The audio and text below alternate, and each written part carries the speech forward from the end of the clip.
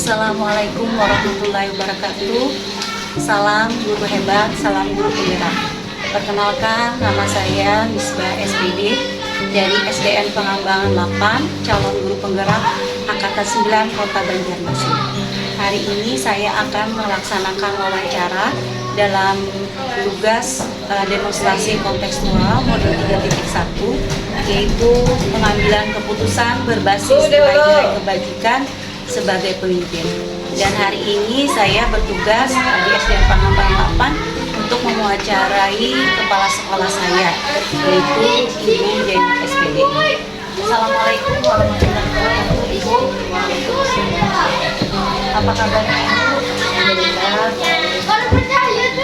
Terima kasih banyak, Bu, atas waktunya. Seperti yang Ulun sampaikan kemarin, Ulun ada tugas dari pendidikan guru penggerak, yang mana Ulun harus memenuhi tugas daripada modul 3.1, Bu, tentang pengambilan keputusan berbasis nilai-nilai kebajikan sebagai pimpinan. Disediakan, Ibu. Nggih, alhamdulillah bersedia. Misbah sebagai guru penggerak, baik, Amin. Ibu siap Bu selalu bersedia. Ibu, sebelum kita langsung wawancara, Ibu perkenalkan diri dulu.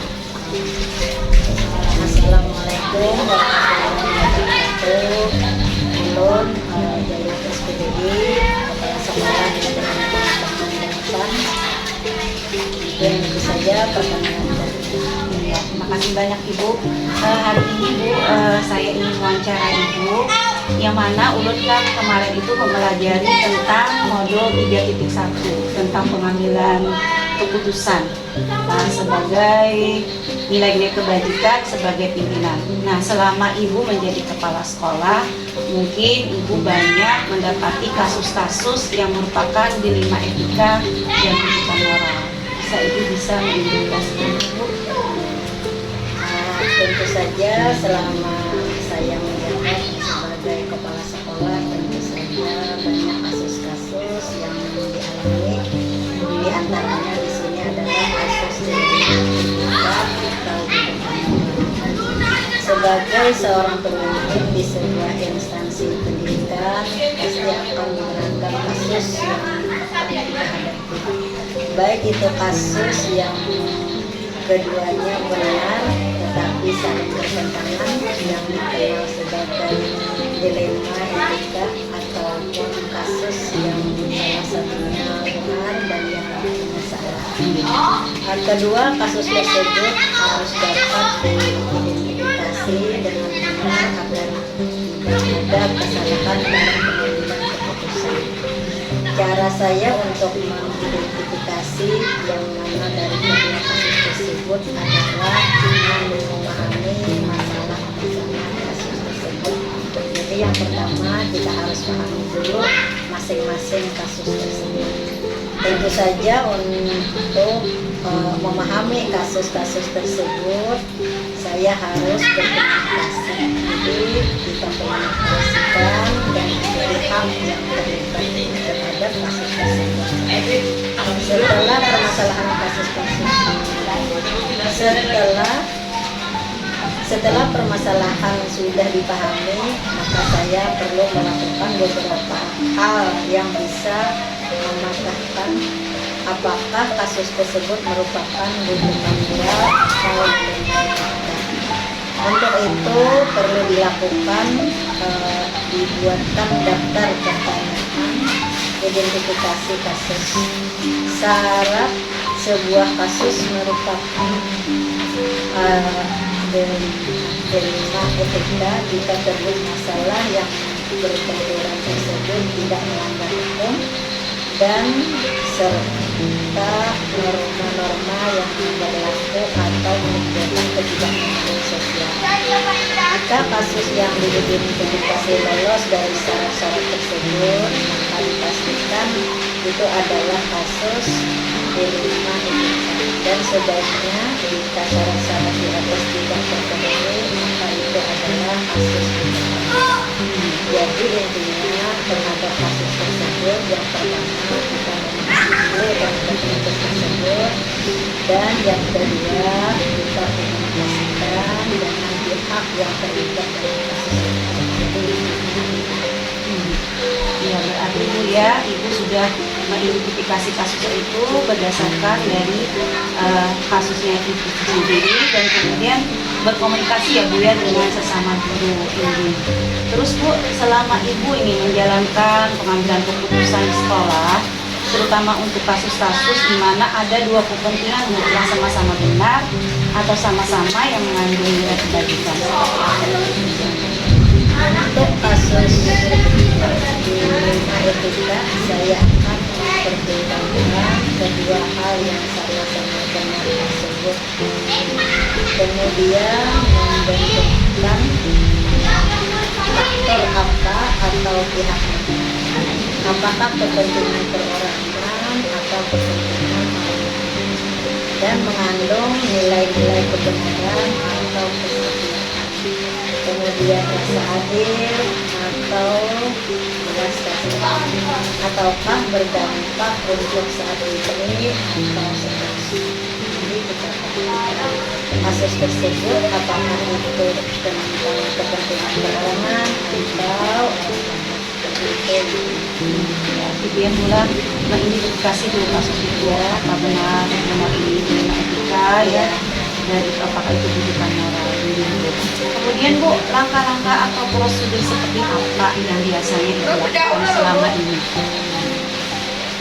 Langkah-langkah yang saya lakukan yaitu berdasarkan suara hati atau jadi antara suara hati dan nalar itu harus sejalan untuk memahami kebenaran yang paling penting, mudaranya dan besar manfaatnya, dengan mempertimbangkan kepentingan peserta didik jika kasus itu berhubungan dengan peserta didik, berdasarkan pada prinsip berpikir berbasis hasil akhir, berpikir berbasis peraturan, dan berpikir berbasis rasa keadilan. Tahap berikutnya yaitu lakukan investigasi dengan memeriksa kembali fakta-fakta dan temuan, lalu kita buatlah keputusan. Lalu keputusan ditinjau kembali hingga keyakinan kebenaran itu ada, dan insya Allah dalam ilahi keputusan yang kita ambil adalah keputusan yang Berarti dua langkah-langkah yang Ibu lakukan itu dengan sesuai dengan prosedur itu artinya untuk keberpihakan murid pula, untuk kebaikan murid itu sendiri.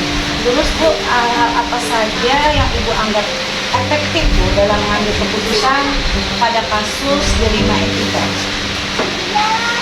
Hal-hal efektif untuk mengambil keputusan terhadap kasus dilema etika ini adalah dengan dilakukannya yaitu menyederhanakan pokok permasalahan dan membangun kebijaksanaan. Jadi dengan kita permasalahan tadi kan kita sederhanakan, kemudian membangun kebijaksanaan. Jadi dari garis bawahi dulu Ibu mengambil keputusan itu berdasarkan kasusnya, kemudian berkoordinasi dengan sama guru dan Ibu menghasilkan suatu kebijaksanaan untuk hasilnya ya Bu. Oke Bu. Yang kedua Bu, hal apa saja yang merupakan tantangan Ibu dalam mengambil keputusan pada kasus dilema etika? Hasil keputusan yang diambil mungkin akan pihak yang tidak dapat menentukan proses untuk dapat memahamkan sebagian orang untuk secara ikhlas menerima dan menjalankan keputusan menjadi sebuah tantangan serta untuk tetap istiqomah dalam menjalankan keputusan yang sudah disepakati. Jadi kalau kita sudah menyepakati terhadap keputusan yang kita ambil, maka kita harus laksanakan terhadap keputusan tersebut secara terus-menerus. Nanti bisa untuk kesimpulan keputusan itu dapat dilanjutkan secara kontinu ya, secara berkelanjutan. Ini Bu. Nah dari kasus ini Bu, apakah ada jadwal tertentu Bu untuk mengambil sebuah penyelesaian kasus lima etika Bu? Ada jadwalnya nggak Bu misalnya? Kalau jadwal secara tertulis itu kan tidak ada. Tapi dalam menyelesaikan sebuah kasus itu prioritasnya adalah kasus mana yang perlu diselesaikan secepatnya. Jadi dari kasus-kasus tersebut kita bilang, oh ini harus diselesaikan secara cepat. Oh ini tidak. Jadi yang mana yang lebih cepat itu yang diprioritaskan. Karena itu penting bagi kita diselesaikan secepatnya agar tercipta lingkungan sekolah yang sehat, kondusif buat kita semua, baik itu buat siswa, baik itu buat guru dan kita sebagai guru. Artinya di antara warga sekolah tidak ada lagi yang hal-hal yang tidak nyaman. Artinya sekolah itu menjadi sekolah yang kondusif dan Berarti pula tidak ada jadwal tertentu, tapi harus diselesaikan pada saat itu juga Bu ya, sesuai dengan kasus yang harus diselesaikan. karena kan kasus ini tidak terjadwal adanya. Kita tidak tahu bahwa hari ini misalnya ada kasus apa, besok ada kasus apa, kita tidak tahu. Tapi kalau ada kasus maka secepatnya kita ambil keputusan untuk kasus tersebut supaya tidak berlarut-larut. Ibu, adakah seseorang Bu atau faktor-faktor apa yang selama ini mempermudah atau membantu Ibu dalam mengambil keputusan? Misalnya siapa aja yang terlibat Ibu? Dalam mengambil keputusan ini sudah kita katakan tadi, tentu saja komunikasi yang baik dengan semua warga sekolah, baik itu dengan siswa, baik itu dengan guru, baik itu dengan tenaga kependidikan. Jadi harus kita komunikasikan. Kemudian pengelolaan emosi yang baik dan pemahaman tentang teori pengambil keputusan. Sebagai seorang pemimpin menjadi faktor yang memudahkan dan membantu dalam mengambil keputusan tersebut. Berarti pula menggarisbawahi bahwa Ibu berkomunikasi dulu pula yang utama dengan semua guru, kemudian semua siswa ataupun yang berhadapan dengan permasalahan. Ya Bu, dari semua yang telah Ibu sampaikan tadi, pembelajaran apa yang dapat Ibu petik dari pengalaman Ibu dalam mengambil keputusan atau lima etika ini? Semacam refleksi lah. Dalam mengambil sebuah keputusan maka pengidentifikasian jenis kasus yang perlu. Kemudian kita harus bisa dilakukan lebih awal. Jadi harus bisa dilakukan lebih awal dengan melakukan pengujian. Kemudian lakukan pengujian benar lawan benar untuk dapat menentukan strategi apa yang akan kita pilih sehingga keputusan kita bisa diambil sesuai dengan prinsip-prinsip yang tidak merugikan siswa. Artinya keputusan yang kita ambil itu jangan sampai merugikan siswa dan merugikan siswa. Berarti Ibu banyak sekali pengalaman Ibu yang disampaikan kepada saya, sehingga dengan pengalaman yang Ibu berikan kepada saya itu memberikan ilmu pengetahuan kepada ulun nantinya untuk dapat mengambil keputusan khususnya ulun di dalam kelas. Terima kasih banyak Bu atas waktunya. Mudah-mudahan hasilnya Bu sangat baik nanti untuk tugas ulun ini. Ulun sangat bangga sama Ibu karena ini membantu ulun. Terima kasih juga sama-sama dari Indonesia pada hari ini mengajarkan tugas dan untuk belum selaku kepala sekolah tentang pengambilan keputusan. Tapi kalau ada yang salah atau yang tidak tenang, belum bisa minta maaf dan sebagainya. Terima kasih banyak Bu. Assalamualaikum warahmatullahi wabarakatuh.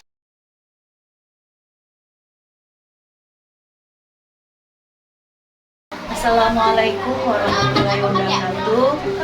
Salam dan bahagia guru hebat. Perkenalkan, nama saya Misbah SPD dari SDN Pengembangan 8, calon guru penggerak angkatan 9 Kota Banjarmasin. Hari ini saya akan mewawancarai beberapa kepala sekolah dalam tugas untuk pemenuhan tugas pendidikan guru penggerak, yaitu modul 3.1 dalam pengambilan keputusan berbasis nilai-nilai kebajikan sebagai pimpinan. Hari ini saya akan mewawancarai kepala sekolah dari SDN Kebun Bunga 3, yaitu Ibu Nurdayati. Dan inilah saya akan wawancara sekarang. Terima kasih. Mari ikuti saya. Assalamualaikum warahmatullahi wabarakatuh. Waalaikumsalam warahmatullahi wabarakatuh. Apa kabarnya Bu? Alhamdulillah baik. Ibu, hari ini untuk saya minta waktunya untuk mewawancara Ibu dalam hal pemenuhan tugas modul 3.1, yaitu dalam rangka pengambilan keputusan berbasis kebajikan sebagai baik Ibu. Lawan mainnya Pak. Waktunya boleh Ibu? Ya silakan. Perkenalkan dulu Ibu. Ya terima kasih atas kedatangan Ibu Misbah, calon guru penggerak angkatan 9 ya Bu ya. Iya, Dari SDN 8. Assalamualaikum warahmatullahi wabarakatuh. Nama saya Nurdayati SPD. Saya bertugas di SDN Kebun Bunga 3 Banjarmasin. Terima kasih Bu. Gini Bu, karena saya ada tugas untuk pengisian RFKMS, yaitu pendidikan guru penggerak, tentang modul 3 Bu, tentang pengambilan keputusan berbasis nilai kebajikan sebagai pimpinan. Jadi dalam hal ini Ulun ingin bertanya. Yang pertama itu berdasarkan pengalaman Ibu nih menjadi kepala sekolah, tentunya Ibu dapat mengidentifikasi kasus-kasus yang merupakan dilema etika atau pendidikan moral. Seperti apa itu? Ya terima kasih. Dalam setiap kasus pasti kita harus mengidentifikasi apakah itu termasuk pendidikan moral atau dilema etika. Kasus dilema etika biasanya muncul karena adanya kepentingan yang tidak sama di antara unsur-unsur yang ada di sekolah. Kemudian menjadi isu dan bahan diskusi serta pembicaraan di antara sekolah. Namun hal itu tidak bisa saya putuskan secara pribadi, langsung diputuskan, tapi perlu dibicarakan dengan berbagai pihak, dengan berbagai pertimbangan, sehingga keputusan itu bisa disepakati dan dijalankan bersama tanpa merugikan berbagai pihak, sama-sama diputuskan dan diketahui. Sekali ya, berarti Ibu dalam mengambil keputusan itu mengidentifikasi dulu Bu ya, kemudian berkoordinasi dengan sama-sama dulu ya Bu ya, seperti itu. Lalu bagaimana Ibu menjalankan mengambil keputusan di sekolah Ibu, terutama untuk kasus di mana ada dua kepentingan yang sama-sama benar atau sama yang mengandung nilai kebajikan? Iya, dalam setiap permasalahan perlu adanya komunikasi agar permasalahan itu bisa terpecahkan bersama. Artinya ketika komunikasi dan koordinasi berjalan lancar, kita sudah saling mengetahui dan memahami, oh inilah yang perlu kita kerjakan secara bersama. Jadi setiap masalah itu perlu dikomunikasikan dan dianalisis secara bersama. Oh, berarti itulah yang selama mengambil keputusan itu tidak berjalan dengan sendiri, tapi melibatkan beberapa unsur, yaitu dengan berkoordinasi sama guru ya Bu ya. Iya. Terus bagaimana Bu langkah-langkah atau prosedur seperti apa yang Ibu laksanakan selama ini? Ya, prosedur yang saya lakukan tentu menentukan kasus tersebut tentang kesesuaian dari masing-masing job description atau masing-masing tanggung jawab setiap tenaga kependidikan dan pendidikan, dan meminta berbagai pandangan dari mereka. Jadi setiap permasalahan itu dikoordinasikan sesuai dengan jabatan mereka masing-masing. Iya, berarti sesuai dengan tupoksinya mereka ya Bu Iya. ya. Oke Bu, terus bagaimana Bu, hal-hal apa saja yang selama Ibu ini anggap efektif dalam mengambil keputusan pada kasus-kasus dilema etika? Iya, pada kasus dilema etika biasanya hal-hal efektif dalam pengambilan keputusan adalah senantiasa menjaga keberpihakan dengan mengacu kepada kebersamaan, terutama menjalankan komunikasi tadi dengan unsur berbagai unsur. Artinya ketika kita mengkomunikasikan menjadi referensi ketika kita mengambil keputusan. Dalam hal itu Ibu harus efektif dalam mengambil keputusan itu dengan cara adanya kebersamaan ya Bu ya, dengan komunikasi, dengan beberapa pimpinan serta memakai referensi seperti itu. Baik Bu, terus hal-hal apa saja yang selama ini yang merupakan tantangan untuk orang mengambil keputusan pada kasus Delima ITK? Kalau dalam kasus Delima ITK yang menjadi tantangan adalah bagaimana keputusan yang diambil itu bisa menguntungkan bersama, bukan satu diri satu untung, tapi sama-sama demi kebaikan bersama keputusan tersebut. Jadi keputusan tersebut diambil dari berbagai unsur, artinya dipertimbangkan secara bersama-sama sesuai dengan permasalahan yang menjadi fokusnya. Pula harus berpihak pada murid karena bijaksana dan adil ya Bu ya, seperti itu. Baik Bu, kalau masalah pengambilan keputusan itu, apakah Ibu ada jadwal tertentu untuk menyelesaikan kasus Delima ITK? Kalau untuk penyelesaian kasus itu memang tidak ada jadwal tertentu, artinya diputuskan dan dipertimbangkan sesuai kasus yang terjadi. Jadi apabila memang mendesak, kasus itu memang diputuskan segera, artinya lebih cepat lebih baik. Jadi tidak berlarut-larut sehingga berefek kepada suasana lingkungan sekolah. Berarti pula kasusnya itu tidak berdasarkan jadwal ya Bu ya, tapi pada saat diputuskan harus itu, ya harus diputuskan pada saat itu. Berarti sangat bagus sekali Bu. Terus Bu, bagaimana faktor-faktor apa saja yang mempermudah atau membantu Ibu dalam mengambil keputusan dalam kasus Delima ITK? Iya, dalam pengambilan kasus Delima ITK itu tentu unsur-unsur yang ada di dalam sekolah itu sendiri. Jadi keputusan itu saya ambil berdasarkan pertimbangan dan komunikasi dalam berbagai pihak, terutama stakeholder yang ada di sekolah tersebut seperti guru, kemudian juga komite, di mana keputusan tersebut adalah untuk kepentingan murid itu sendiri, artinya sama-sama untuk kepentingan bersama, terutama untuk kebutuhan murid tersebut. Berarti keberpihakan kepada murid ya Bu ya, ya sangat sesuai dengan hal yang kita semua. Dari pembicaraan ini Bu, dari pembelajaran yang kita petik dari pengambilan keputusan yang Ibu alami, bagaimana Ibu dapat merefleksikannya? Ya, dari kasus-kasus yang terjadi, permasalahan-permasalahan yang dialami ketika mengambil keputusan, tentu ketika mengambil keputusan kita harus memahami permasalahan itu apa nih, konteks permasalahan tersebut apa, kemudian adanya koordinasi. Setelah kita memahami permasalahan tersebut, langkah berikutnya adalah mengkoordinasikan, mengkomunikasikan permasalahan tersebut dengan berbagai pihak yang terkait, artinya agar terjadi keharmonisan dengan adanya komunikasi antara berbagai pihak tersebut. Berarti Bu ya, dari pembelajaran ini kita dalam mengambil keputusan itu harus memahami dulu ya konteks masalahnya, kemudian adanya koordinasi dan komunikasi antara internal dari semua teknik yang ada di sekolah itu. Terima kasih banyak Bu atas waktunya, terima kasih banyak. Mudah-mudahan dengan yang diberikan ini mendapatkan pengalaman yang baik untuk saya nanti di kemudian hari. Terima kasih Bu. Assalamualaikum warahmatullahi wabarakatuh.